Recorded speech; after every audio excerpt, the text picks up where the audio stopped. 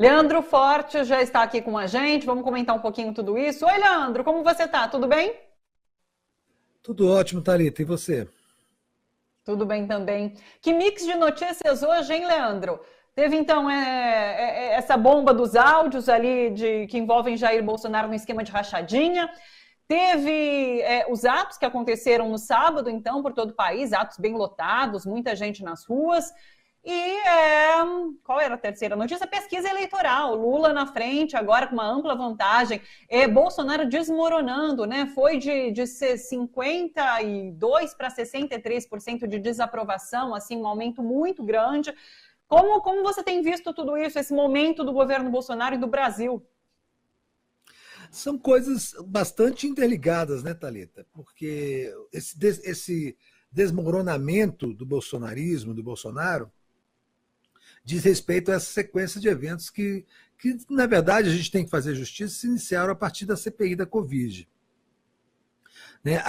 Esse sangramento diário provocado pela CPI da Covid, ele tem sido bastante produtivo nesse derretimento do governo Bolsonaro. É claro que, assim, numa situação democrática comum, sem esse banho, sem essa enxurrada de fake news, sem essa violência verbal, sem esse fanatismo e tal, esse derretimento seria um fato normal da vida democrática. Tem bons e maus governos, alguns governos são bons, outros são ruins. Né? O governo Fernando Henrique, por exemplo, quando terminou, em 2002, era um governo completamente arrasado, destruído, assim, acabado, mas não havia essa comoção, não havia essa violência na sociedade. Era um governo ruim que estava sendo substituído por um outro governo. Ponto final. É assim que é a vida democrática. No nosso caso, a gente está cada vez que vem uma notícia como essa, como hoje, por exemplo, essa pesquisa da CNT, né? Essa pesquisa ela gera um sobressalto, porque a reação do governo, a reação do gabinete do ódio, a reação dos fanáticos, do bloco bolsonaristas, ela é sempre muito violenta, eles têm que dar uma resposta para o seu público. Mas o que essa pesquisa mostra, que é uma coisa que instintivamente a gente já estava percebendo, é que o eleitorado do Bolsonaro está se resumindo aos fanáticos que o compõem ali, 20, 25% da população que ainda o apoiam integralmente, são as velhinhas de Taubaté do Bolsonaro, né? Para quem não sabe, não lembra, a velhinha de Taubaté era uma personagem, Luiz Fernando Veríssimo, né, que acreditava no governo Figueiredo. Era a última pessoa no Brasil que acreditava no governo Figueiredo. Era uma pessoa muito engraçada, de umas crônicas que ele escrevia na Veja, lá no início dos anos 80. Então, assim, são essas velhinhas de Taubaté que estão se resumindo ao eleitorado do Bolsonaro, que acredita em qualquer coisa e que só se informam pelo WhatsApp. Eu sei porque eu tenho, infelizmente, parentes bolsonaristas, e quando eles me enviam essas coisas, eu fico pensando, se as pessoas só se informarem por essas informações do WhatsApp, que são completamente loucas, Thalita, assim, mas são loucas num nível que você não pode acreditar que aquilo possa ser absorvido de alguma maneira por alguém com um mínimo de inteligência. Mas porque são muitas informações fragmentadas, todas muito virulentas, todas muito ferozes, todas dizendo, olha, os comunistas vão matar. Agora o mais novo que está chegando é que o ministro Barroso, do STF, existe um vídeo que está sendo que está nas mãos do Zé Disseu, que mostra ele transando com menores de idade e tal. Essas coisas, para quem só se informa por isso e já está bastante envenenado, elas têm valor, né? Elas têm substância. Então, assim, felizmente, os movimentos de rua, a CPI da Covid e as pesquisas estão mostrando que somente esses fanáticos estão ainda grudados, colados no Bolsonaro, e a tendência é que sejam cada vez que esses grupos sejam cada vez mais reduzidos e aí ele fique praticamente só com as pessoas malucas que nem ele, que não vão conseguir elegê-lo nenhum. Ele já perde no primeiro turno em todas as pesquisas. Outro fato interessante, o Ciro Gomes, ele não chega a 6%, está empatado com o Sérgio Moro, que nem é Esse caminho da candidato, nem vai terceira ser. via, esse caminho da terceira via não emplacou, né? Essa pesquisa mostra Não isso. emplacou até agora, mas assim, eu estou muito curioso para ver a próxima pesquisa, onde vão colocar certamente o Eduardo Leite. Sim.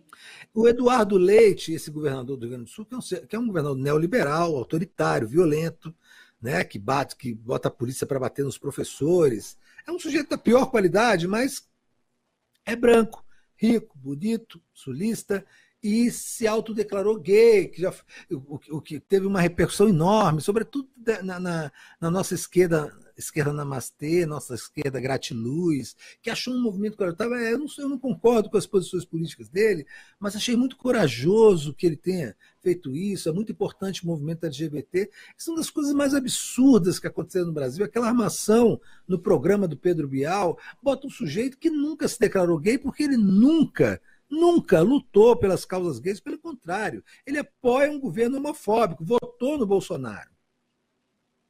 Né? Ele nunca se colocou como gay porque ele teria que abraçar as bandeiras da luta LGBT, que são bandeiras muito caras, muito pesadas, muito duras, contra uma violência tremenda. O país é o Brasil que mais mata LGBTs no mundo. Então não tem coragem nenhuma o sujeito sair do armário no programa do Pedro Bial, né, e capturando essa pauta identitária, que é uma armadilha que a esquerda cai quase que diuturnamente. Então, assim, mas é um fato. É um fato. E esse fato vai ter que ser apurado, porque é o seguinte, muita gente estava horrorizada com o fato de chegar em 2022 e ter que votar no Lula. Porque senão tem gente de direita, mesmo gente não muito louvável, mas que não queria continuar com o Bolsonaro, mas que estava ansiosa por um nome para não ter que votar em Lula. Esse nome foi colocado na mesa. Aí agora a gente tem que ver como é que eles vão trabalhar esse nome. Uma coisa é certa, esse nome vai ter o apoio completo da mídia. Né? O Eduardo Leite, né? Ele já tem o apoio absoluto da mídia no Rio Grande do Sul, que é a RBS, a Rede Brasil Sul, que é afiliada à Globo. E já vai ter a TV Globo completamente a favor dele. Vamos ver se os bancos e os grandes empresários brasileiros vão começar a enfiar dinheiro, de alguma maneira, nessa campanha, para se livrar do Bolsonaro, dessa boca suja, podre, desse sujeito inconsequente, e ter o sonho da vida deles, que é ter de novo um tucano no Palácio do Planalto. O sonho da classe dominante brasileira, da Casa Grande, não é ter só um cara de direita. Você vê que eles têm o Bolsonaro, mas é porco, é nojento, é burro, é cercado de dementes. Eles querem um Alckmin, um Fernando Henrique, um Aécio, um Zé Serra, um Eduardo Leite, que são figuras branquinhas, limpinhas, bem formadas, né, que sabem usar os talheres, que não falam palavrão. Enfim, essas pessoas que são funcionários padrões da mídia, né, que vão trabalhar dentro dos interesses da mídia, dos bancos. Eles querem a volta da normalidade, Thalita, assim, aquele tempo bom do Fernando Henrique, onde as pessoas morriam de fome, mas a gente não via, né? Os centros urbanos, as pessoas sofriam um apartheid natural, tinham boas medidas, tinham planos de governo. Então eles querem essa normalidade, eles não estão nem um pouco interessados na luta dos trabalhadores e por isso eles não querem que volte o Lula. Só que eles já passaram pela experiência de ficar 4 eleições lutando com a mídia, com os bancos, com o poder econômico e não conseguiram eleger. E se forem para as eleições no ano que vem, é claro que o Lula vai ganhar. A minha dúvida é que movimentos sujos eles vão fazer a partir da candidatura de Eduardo Leite. Porque eles não vão só lançar um candidato, eles vão começar a iniciar um movimento sórdido para destruir a candidatura de Lula, ou pelo menos para desidratá-la, de tal forma que o Lula perca a eleição. É essa a minha dúvida e é isso que eu quero observar a partir de agora. Uma confissão total fora de contexto. Sabe que eu sempre que eu vejo o Eduardo Leite falando, eu acho que parece o Marcelo Adnet fazendo imitação de qualquer político. Eu acho que ele fala de um jeito tão engraçado, sabe? Sempre que eu vejo o Eduardo Leite, vem Marcelo Adnet na cabeça. Você sabe que eu nunca tinha ouvido esse cara falar, eu nunca tinha prestado atenção nele. Para mim é uma figura nógida. Essas figurinhas que são colocadas pelo poder econômico no governo dos estados, que não tem nenhuma. É que nem o governador aqui do DF. Você sabe quem é Ibanez Rocha? Figura completamente apagada, nóia, sem programa, sem história.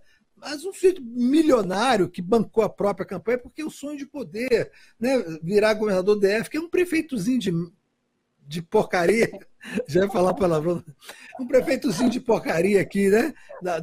Desse quadradinho, o cara se acha, o máximo é um péssimo governador. O DF sofre muito com a questão da Covid, com desigualdade social, mas enquanto a gente não fizer uma reforma política de tal maneira que a gente possa estabelecer parâmetros melhores para eleições de governadores, para as eleições em geral, a gente vai ter que conviver com Eduardo Leite, com Ibanez Rocha e companhia, Thalita. No Bolsonaro e essas revelações de hoje, a gente já vem falando aqui há um tempo que Bolsonaro, com essas últimas revelações, perde completamente essa bandeira anticorrupção, né? Fica muito claro que ele fazia parte de esquemas ali, seja a CPI da Covid mostrando esquema de pagamento de propina para compra da vacina, seja esse esquema hoje que o UOL traz, que ali ele tinha envolvimento na rachadinha, se não o mandante e o criador do esquema da rachadinha. Mas essa base que você comenta que está diminuindo, essa base bolsonarista, você acha que tem um impacto grande esse fim da bandeira anticorrupção do governo Bolsonaro nesse público? Pois é, eu acho que para o público, os fanáticos, não. Porque eles acreditam em qualquer coisa, já estão espalhando, claro, que é mentira, que foi isso é invenção, que é a mídia, é a Globo Lixo, com a mídia independente comunista. Essas pessoas, Thalita, elas acreditam só no que querem acreditar. É difícil argumentar, por isso que eu acho essa discussão sobre diálogos com bolsonaristas, os bolsominions mesmo, ela é uma discussão vazia, é uma discussão, é uma guerra perdida.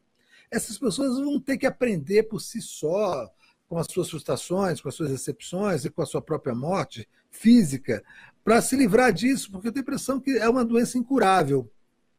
Agora, há muitos setores da sociedade, sobretudo o lumpesinato, as pessoas pobres, essa enorme massa de seres humanos que são eleitores, são deslocados para a esquerda e para a direita, de acordo com as circunstâncias políticas, essas sim, eu acho que são absolutamente dialogáveis, são absolutamente politizáveis, mas isso é um trabalho que vai ter que ser feito. Nunca foi feito. Foi sim o grande erro dos governos do PT, foi ter inserido essas pessoas com toda a justiça do mundo, no mundo do consumo. Nós somos um país capitalista, nada mais justo do que você colocar o pobre no orçamento, dar crédito para os pobres e eles entrarem na sociedade de consumo para ter os seus bens.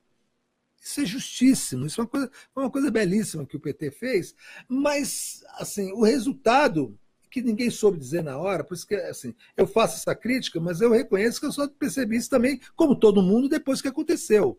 Durante o processo, ninguém falava isso, tá? Ninguém. Nem eu, nem ninguém. Ninguém falava, olha, vocês estão botando as pessoas a comprar as coisas, mas não estão ensinando marxismo-leninismo para elas, não estão ensinando a Constituição. Não estão... Eu só fui perceber isso depois que aconteceu, e depois que eu passei a me debruçar sobre isso e percebi, por exemplo, que tinha sido feito na Venezuela em relação a isso. Mas o fato é que aconteceu. Então, agora, aprendendo com os erros, um novo governo de esquerda, um novo governo PT, um novo governo Lula, vai ter que se debruçar sobre isso, colocar de novo os pobres no orçamento, que é muito importante, inclusive, para a economia brasileira, né? É um experimento que deu certo. Mas, assim, essas pessoas vão ter que ser inseridas de forma racional, elas vão ter que ser politizadas para entender o que elas estão ganhando, por que estão ganhando e como é que aquilo pode se manter dentro da circunstância política. Senão a gente vai repetir os mesmíssimos erros. Aí aquelas 70% da população que votou no Lula, 70% votou no Bolsonaro depois, quase que sem nenhuma modificação do quadro geral de eleitores. A Baixada Fluminense é um exemplo clássico, um dos lugares mais pobres e mais violentos do mundo. 65% da população da Baixada Fluminense votaram em Lula e em Dilma. Essa mesma massa de eleitores migrou para o Bolsonaro praticamente intocada. Por quê? Porque essas pessoas não têm consciência política nenhuma. Elas são massa de manobra pura e simples. Elas agora estão reconhecendo a bobagem que fizeram, pelas dificuldades que estão vivendo, estão nas pesquisas falando, não, eu não voto nesse cara, esse cara é maluco, esse jeito é sujo, isso é ladrão, isso é violento, é miliciano. Então eles estão aprendendo, daqui a pouco eles vão ser capturados por algum grupo político. Aí está todo mundo de olho neles. O Lula está de olho neles, Ciro está de olho neles e o Eduardo Leite, claro, vai estar de olho neles. Então, é por isso que a gente tem que botar as barbas de molho e saber que está começando agora uma nova fase da política, com Bolsonaro derretendo e surgindo a terceira via com o Eduardo Leite do PSDB. Sabe que quando eu era repórter, no comecinho da TVT, eu conversei uma vez com o Vicentinho, o deputado, foi ex-presidente ali do Sindicato dos Metalúrgicos, e ele me falou isso. A gente incluiu os pobres no orçamento, mas não deu consciência de classe, consciência política, e isso vai ter um efeito no futuro. Verdade. Então, Thalita, pior ainda, se criou o conceito de que eles tinham de uma nova classe média. uma coisa que a Marlene Chauí dizia assim, não, esse termo é errado e vai nos causar um grande prejuízo. Não era uma nova classe média, era uma nova classe de trabalhadores. Aí que assim, se eu virei classe média, eu não quero mais saber de pobre. Se eu virei classe média, eu não quero que saibam que eu fui pobre. Tinha uma música do Dick Croc que dizia, se eu fui pobre, eu nem me lembro. Assim, você retira a consciência de classe. Você deixou de ser classe pobre, virou classe média. Então eu não quero mais que ninguém saiba, eu quero me comportar. Como é que classe média faz? Fala assim, se veste assim, acha o que sobre política? Ah, é contra o comunismo, né? É a favor da democracia liberal, né? Contra Dilma, PT corrupto. Eu sou classe média, gente, me respeita, eu não vou ficar falando mais aquelas coisas que eu fazia quando era pobre. Não, se você sabe que você, mesmo melhorando a vida, você continua sendo um trabalhador e que para continuar tendo uma vida melhor de trabalhador, você tem que estar na luta dos trabalhadores, porque você não controla os meios de produção, porque você não é patrão, aí sim, aí você vai ter uma categoria de trabalhadores fortalecida dentro do sistema capitalista, com acesso a crédito, participando maior do consumo, mas com a consciência de que você é um trabalhador. Isso é muito importante e isso muda completamente o quadro das coisas, Thalita. Ô, Leandro, a gente volta a se falar na sexta-feira, então. Muita coisa para acontecer aí na CPI da Covid essa semana. A gente volta com um resumão, então, na sexta, tá bom? Um beijão para você, bom trabalho então por aí e até lá. Beijo grande, Thalita. Nos vemos na sexta. Um abraço a todos.